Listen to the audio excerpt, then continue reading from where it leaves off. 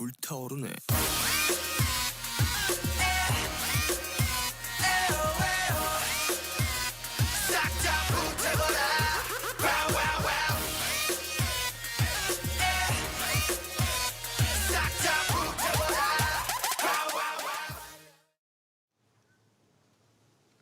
간밤에 발표된 10월 미국 CPI 상승률이 시장 예상치를 하회하자 뉴욕 증시가 상승 마감했죠.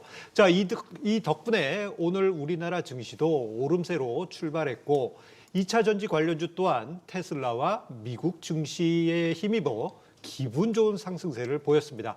자, 공매도가 전면 금지된 지금 2차 전지주의 랠리가 다시 이어질지 기대를 해봐도 될지 좀 알아볼 필요가 있을 것 같습니다. 관련해서 자세한 이야기 나눠보도록 하겠습니다. 자, 일단 한용희 대표님, 어제 제가 좀 일찍 잠들었는데 네. 메신저가 계속 왔어요. 예, 시장 기대치 이하다 이 뉴스가 계속 있었어요. 네네. 한 대표님은 그 시간에 그 뉴스를 리얼로 들으셨을 텐데 어떤 느낌이셨습니까?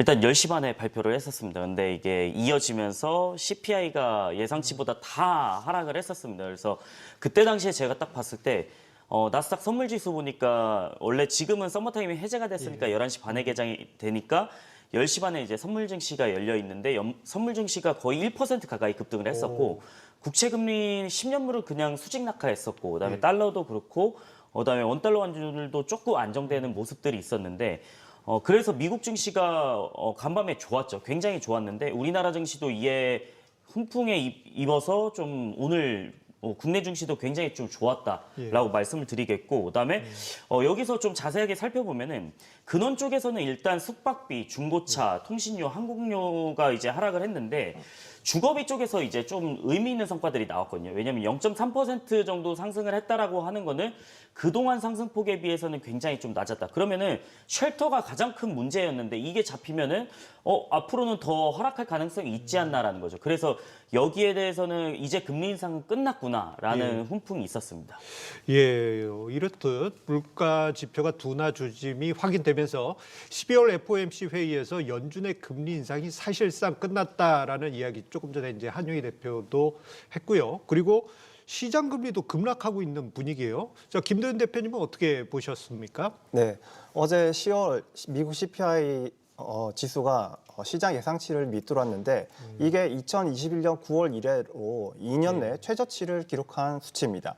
때문에 미국채 수익률이 큰 폭으로 하락을 하였고 달러도 이렇게 하락이 나왔는데 이 연준의 금리 인상에 베팅한 투자자들이 사실상 항복했다는 평가가 지금 나오고 있습니다. 연준의 비공식 대변인으로 불리고 있는 이 월스트리트 저널의 닉 티미라우스 기자는 10월 고용지표와 인플레 지표는 지난 7월이 마지막 금리 인상이었음을 강력하게 시사하고 있다고 평가하면서 시장은 사실상 금리 인상을 마무리 짓고 있는 분위기입니다. 예, 시장은 이제 미국의 기준금리가 마무리될 것 같다 이런 분위기. 예, 이러한 분위기 속에서요 관심이 모아지고 있는 것은요 채권 시장뿐만 아니고 주식 시장에서도 보게 되면 재밌는 점 중에 하나가 2달 사이 급락했던 2차 전지 관련주들이 자 오늘 그리고 어제도 반등이 있었지만 기분 좋은 상승세가 있었습니다. 2차 전지 관련주들의 급등 어떻게 보셨습니까? 일단 장 마감에 좀 변동성이 생기면서 좀 축소폭을 나타냈었습니다. 왜 그러냐면 장 초반에는 미국 증시에 따라서 우리나라 증시 특히 코스닥 2차 전지 관련 섹터들이 굉장히 많이 올라갔었는데 특히 에코프로나 에코프로비엠도 강하게 이제 상승세를 나타냈는데 장 마감이 될수록 조금은 밀렸다. 근데 좀 특징적인 게 뭐냐면은 지금 개인 투자자분들은 좀 많이 팔았다. 근데 외국인 기관은 좀 사는 모습들을 보였었는데 여기서 중요한 거는 완성셀 업체 LG에너지 솔루션, 삼성 SDI, SK이노베이션은 큰 상승세를 보였는데 에코프로나 에코프로비엠 같은 경우는 거의 뭐 강보합 수준으로 내려왔었거든요. 근데 여기서 개인분들이 조금 매도를 하지 않았나라는 생각들이고 그다음에 지금 최근에 이제 공매도 때문에 이슈가 굉장히 크지 않습니까? 그것에 대해서 지금 반짝하는 게 아니냐라는 게 지난주에 한 번 있었습니다. 그것 때문에 사실 걱정하시는 분들이 좀 많았다라고 좀 말씀을 드릴 수가 있겠습니다. 예, 그 코스닥 시장에서는 2차 전지 관련주 대장인 에코프로가 조금 아쉬운 흐름이 있었고 거래소 쪽에 2차 전지는 상대적으로 강한 그런 분위기였던 것 같습니다. 자, 2차 전지주의 분위기가 그래도 자, 오늘 어쨌거나 반전을 보여줄 수 있었던 것은 또 다른 모멘텀이 있죠. 테슬라를 빼놓고 이야기하지 않을 수 없습니다. 국내 2차 전지주와 동조화돼서 흐름을 보이고 있는 테슬라 주가가 최근 들어서 급등세를 보여주고 있다는데 김 대표님, 테슬라 주가 왜 이렇게 탄력 있게 움직이고 있는 것일까요? 네, 공교롭게도 테슬라가 지난주에 매도 등급으로 강등이 되었고 그리고 목표 주가가 146달러라는 수모를 당했는데 그 이후부터 3일 연속 상승하는 흐름을 보여주고 있습니다. 그 이유는 중국에서 모델 3 그리고 모델 Y의 가격 인상 영향 때문인데 테슬라는 이미 2차례 가격 인상을 발표한 데 이어서 다시 가격을 올렸기 때문에 이 중국 전기차 브랜드들이 할인 경쟁에 나서는 것과는 대비되는 행보를 보여주고 있습니다. 이에 테슬라가 3일 연속 10% 이상 오르면서 최근에 힘들었던 2차 전지 관련주들도 긍정적인 흐름을 받고 있는 모습입니다. 예, 김대현 대표님께서도 언급하신 중국에서의 전기차 인상이나 소소한 호재들이 겹치면서 테슬라 주가를 견인한 것으로 보이는데요. 자, 하나씩 조금 더 파고 들어가 보도록 할게요. 자, 우선 테슬라의 사이버 트럭을 1년 내 재판매 금지한다고 밝혔었는데 그로 인해서 주가가 상승했어요. 그런데 오늘 재판매 금지에 대한 내용을 홈페이지에서 삭제했다고 합니다. 자, 한용희 대표님, 지금 이게 어떤 의미를 가지는 것일까요? 이게 그냥 듣기로는 이게 호재인지 악재인지 구분하기 좀 애매할 수도 있겠거든요. 이거는 냉정히 말씀드리면 호재도 아니고 악재도 아닙니다. 이거는. 네, 그냥 지나가는 이슈입니다. 근데 예. 그 테슬라는 왜 처음에 이 신설 조항들이 있었다가 이걸 삭제를 했습니다. 지금 첫 번째는 뭐였냐면은 일단은 사이버 트럭이 이제 출시가 그 11월 30일 날 진행이 되는데 이제 얼마 안 남았죠. 한 15일 정도 남았는데 그러면은 출시하고 나서 분명히 사이버 트럭을 내가 초기 인도자는 이게 프리미엄이 붙습니다. 우리 한 2년 전만 코로나 때 보시면은 중고차 값이 확 상승해가지고 그렇죠. 자동차 신차 프리미엄이 굉장히 많이 붙지 않았습니까?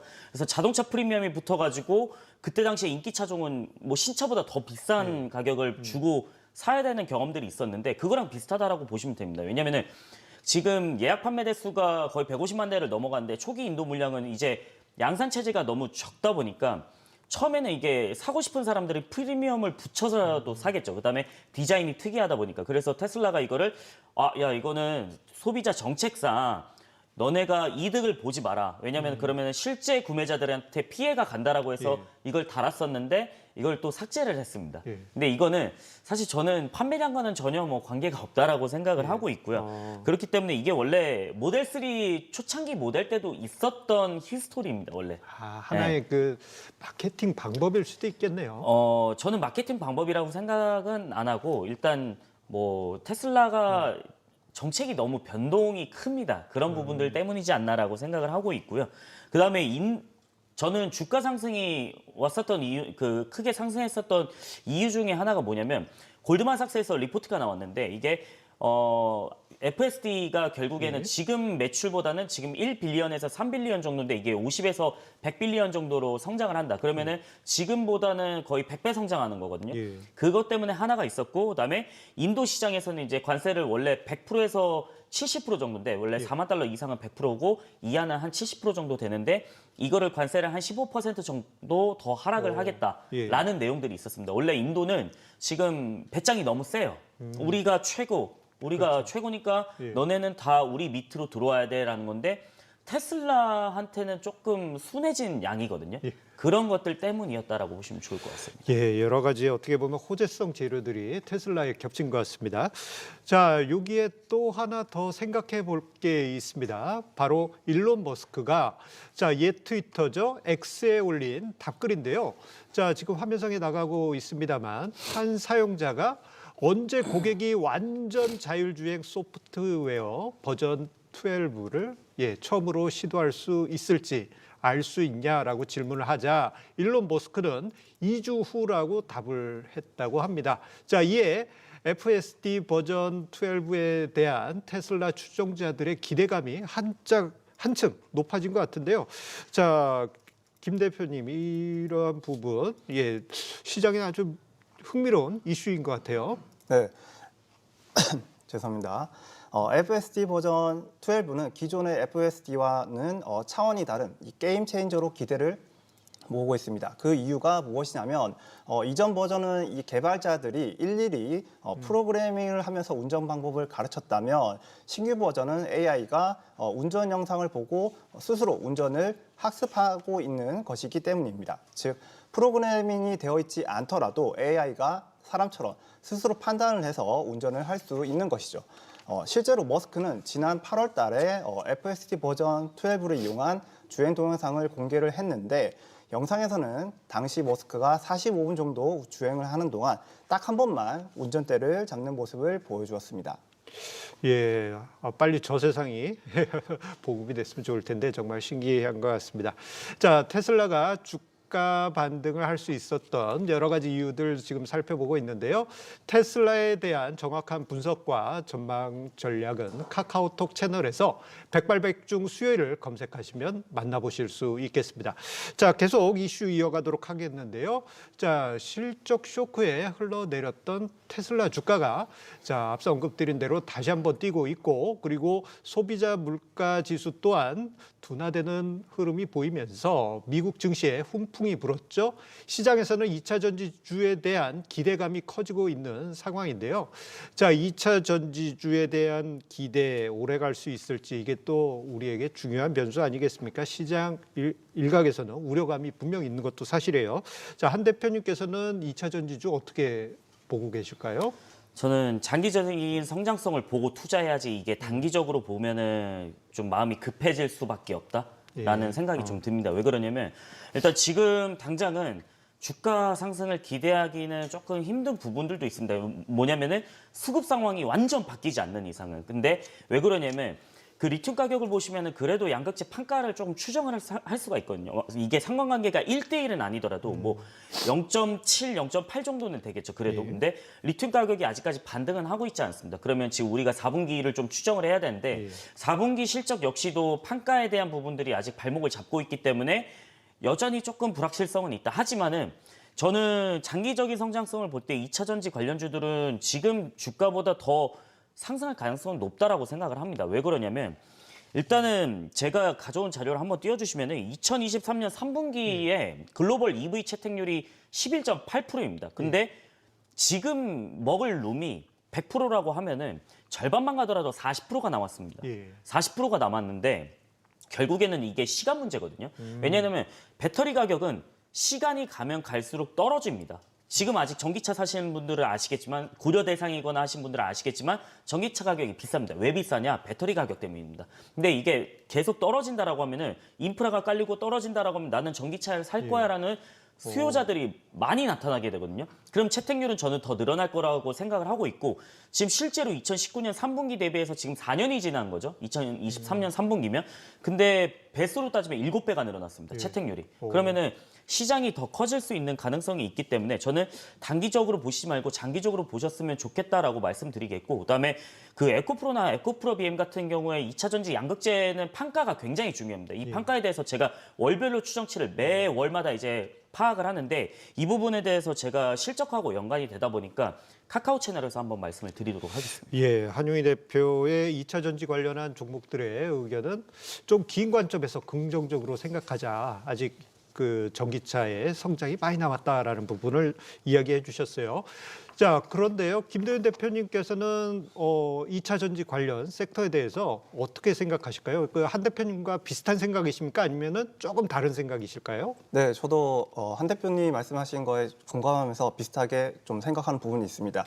일단 단기적으로는 이 공매도 금지 영향이 바닥으로 잡아가면서 바닥 구간을 확인하면서 최근에 2차 전지의 어떤 하락 흐름들이 추세가 전환하는 흐름을 보여주고 있습니다. 그래서 추가적인 상승이 충분히 가능하다고 보고는 있는데 다만 지난 기간에 보여주었던 큰 주가 상승처럼 정고점을 넘어서는 더 큰 상승이 나올 수 있을지는 많은 의심을 가지면서 투자를 하셨으면 좋겠습니다. 예, 지금 이야기를 들어보면은 2차 전지주에 대한 긍정적인 부분도 있지만 한편으로는 종목 단위에서의 조금 엇갈린 부분도 있을 것 같습니다. 자, 그러다 보니까 시장 일각에서는요, 2차 전지주에 대한 고평가 이야기가 있어요. 이에 증권가에서는 2차 전지 업종에 어떤 흥망이 아닌 옥석 가리기에 집중을 할 때라고 조언을 하기도 하는데요. 자, 그렇다면 그 옥석 두 대표님께서 가려주실 것 같습니다. 자, 한 대표님, 김 대표님, 2차 전지 관련주에서의 최선호주 어떤 종목을 가져오셨을까요? 일단 한 대표님. 제가 먼저 할까요? 예. 일단은 테슬라 4680 배터리가 있잖아요. 지름 46에 높이 예. 80, 4680 배터리라고 합니다. 이거에 대해서 이제 양산이 굉장히 좀 빨라지고 있습니다. 그러니까 원래 1000만 개 셀 만드는데 시간이 굉장히 좀 오래 걸렸는데 2000만 개 만드는데 그거에 아마 절반 정도 걸렸을 거예요. 근데 양산이 좀 빨라지면서 이게 시기가 빨리 다가오고 있다는 거를 느껴지고 있고, 그래서 저는 말씀드리고 싶은 거는 2차 전지에서는 원통형 배터리. 왜냐면은 테슬라가 원통형 배터리 주축을 하고 나서부터 BMW라든지 아니면 뭐 스텔란티스 뭐 이런 글로벌 레거시 업체들이 모두 다 이제 원통형으로 가겠다라는 계획을 발표를 했거든요. 그렇기 때문에 저는 원통형 배터리는 대세가 될 수 있을 가능성이 높다라고 생각을 하기 때문에 저는 원통형 배터리 관련주는 뭐냐? 상신 EDP. 상신 EDP가 오늘 주가가 좀 많이 올라왔습니다. 근데 그 한 9%, 9.7%로 마감을 했었는데 그 3분기 실적을 먼저 리뷰를 해드리자면 역대 최대 실적을 보여줬습니다. 매출액이 848억이고 영업이익이 139억인데 여기서 주요한 매출 상승의 원인이 뭐였냐면 그 3분기 헝가리 법인이 있습니다. 헝가리 법인에서 중대형 캔 생산량이 2,500만 개를 돌파를 했습니다. 근데 이게 아마 제가 추측하기로는 삼성 SDI로 납품을 할 거예요. 그래서 BMW 쪽에 들어갈 가능성이 높겠죠. 그래서 제가 보기에는 그 BMW 쪽에 납품할 가능성이 높기 때문에 일단은 실적이 굉장히 좋았고, 그다음에 2분기에는 2만 개가 넘는 수치에서는 이제 2천만 개가 넘는 수치에서 고성장을 하고 있다라는 거고, 지금 헝가리 법인 그 공장 가동률을 보시면은 거의 뭐 60% 70% 나오다가 이번에 98% 나왔습니다. 98%? 그러면은 거의 풀 캐파로 돌리는 거죠. 그렇죠. 이건 네. 거의 뭐 24시간 돌린다고 해도 그렇죠. 과언이 아니- 네, 그렇기 아닌데요. 때문에 저는 상신 EDP를 한번 말씀드리고 싶습니다. 예, 한유희 대표는 2차 전지 옥석으로서 상신 EDP를 언급을 해줬습니다. 자, 그렇다면요, 김도현 대표님께서는 2차 전지 종목 중에서 옥석을 가린다 한다면 어떤 종목을 눈여겨보고 계실까요? 네, 저는 덕산 테코피아라는 종목을 한번 관심 있게 지켜보셨으면 좋겠습니다. 원래 덕산 테코피아는 반도체와 OLED 소재를 전문으로 제조하고 있는 소부장 기업입니다. 사업 포트폴리오를 다각하기 위해서 2018년부터 전화액과 전해질 첨가제 사업을 추가를 했는데 현재는 그 OLED와 이 반도체 매출 비중이 훨씬 큰 기업이긴 합니다.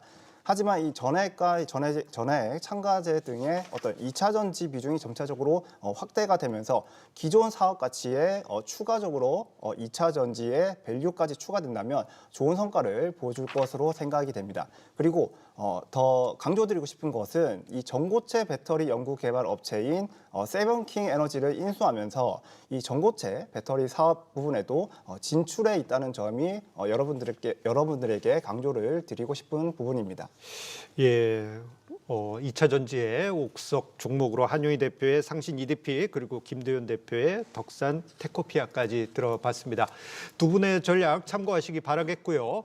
주식에 대한 유익한 정보 카카오톡 채널을 통해서도 만나보실 수 있습니다. 백발백중 수요일을 검색하신 후 친구 추가하셔서 다양한 정보 얻어가시기 바랍니다.